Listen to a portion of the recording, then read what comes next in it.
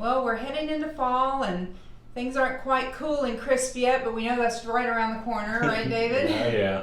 Yeah, so Looking we just forward wanted to to check in. Today I have a few questions for David that I've been hearing from clients, and I thought maybe we could just talk for them. Okay, yeah, that's great. Okay? Yeah. All right, so one question I think is on a lot of people's minds is about this virus that we've been experiencing now for about 9 months in this country. And going. And yes.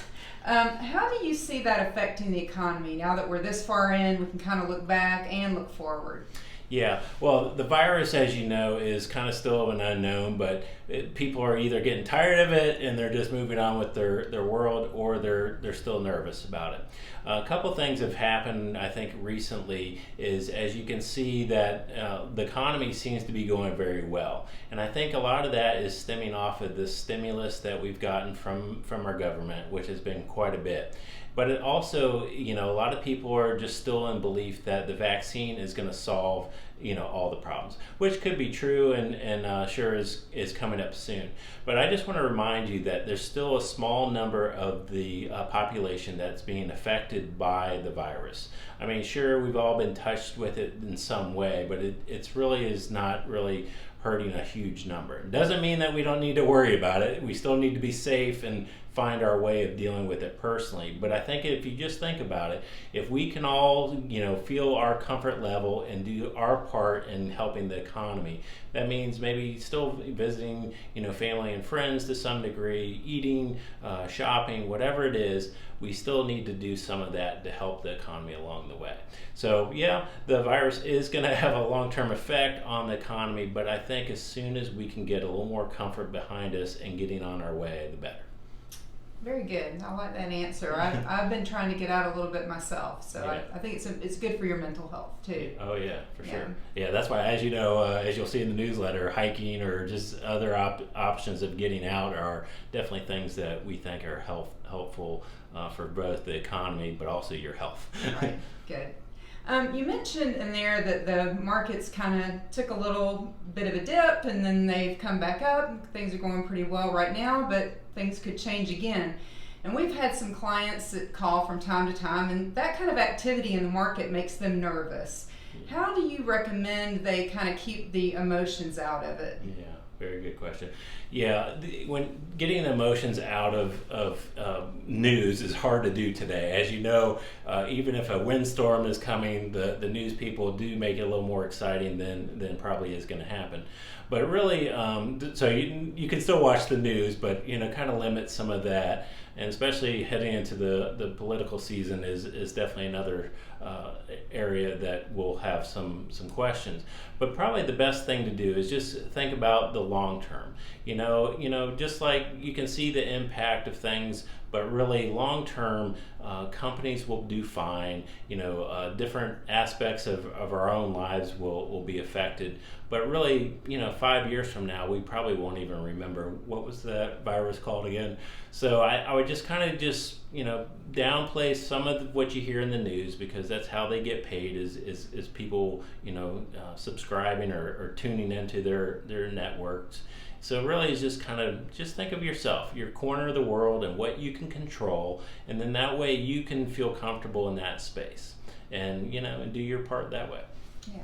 And I'm going to brag on you a little bit too, because I think you're good at helping your clients stay on track and not make emotionally charged decisions. Yeah.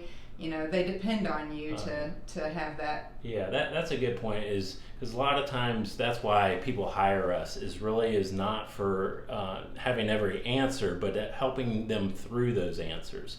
Sometimes we can completely remove a lot of the question. Some of our clients have been with us for decades. They know how we work. They trust us. They've been there. They've done that.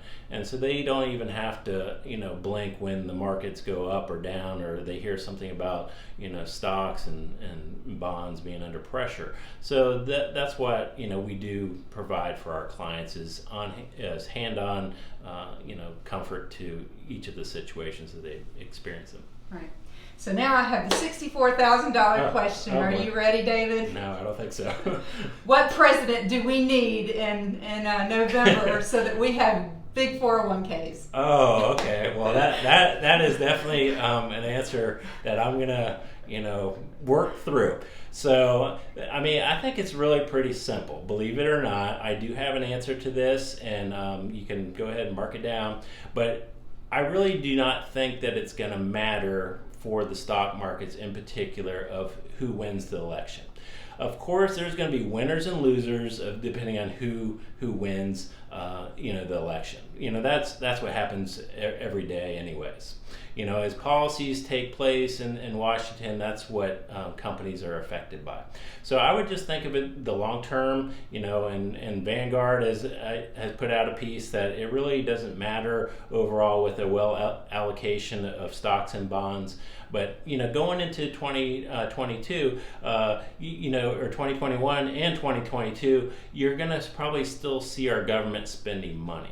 And what that means is that's going to be helping the economy. So if that's Democrats or Republicans, we're still going to have a little extra spending taking place. And I think that's going to help balance off the economy. Because you have the Republicans typically reduce taxes and Democrats usually raise them, but you got to remember Democrats usually spend a little more money than the Republicans. So there is a well-balanced machine up there, and I shouldn't say well-balanced, but anyway, you know what I mean. I think is you'll have some differences, but I don't think November is a time to get nervous about the economy.